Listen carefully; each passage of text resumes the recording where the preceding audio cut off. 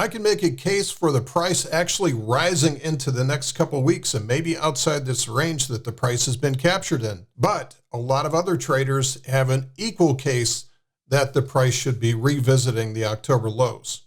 What levels do we have to watch for? Welcome to the 12-Minute Trading Market Minute for Sunday, the 26th of March.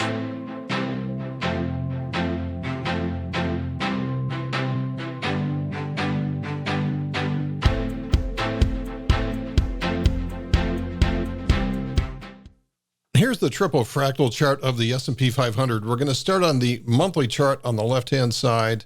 And you can see for the last 11 months, we've been in a relatively tight range. Now, this is about 800 points from tip to tail of this move, but still big range, but it has essentially gone nowhere. As a result of that, we have a massive amount of energy coiled up and ready to go. This is non-linear price action, and this generates the potential energy for the next swing, whichever way that moves, to the upside or to the downside. So you can tell there's a lot at stake for wherever this eventually breaks to. And if we look at the weekly chart in the middle, we have the same kind of thing. We have a very low level. We do have this pullback, which has been so choppy and so irregular that it's kept the energy fairly high.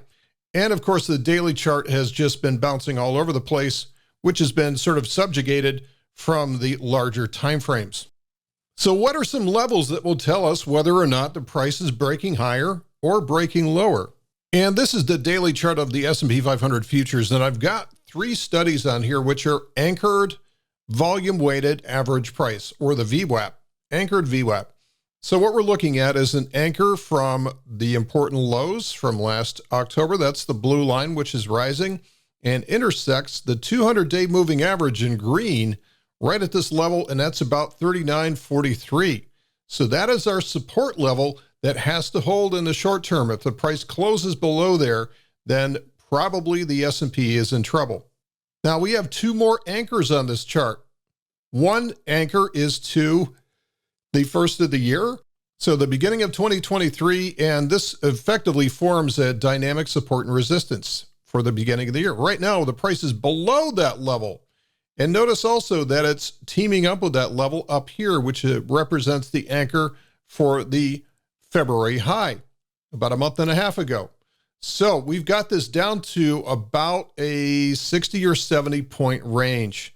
If we see the price on the ES breaking above this 40.10 level, which is the confluence of these 2 anchors, that's going to be positive. If we see it breaking below 39.43, that's probably heading lower. This is what's called a VWAP pinch area.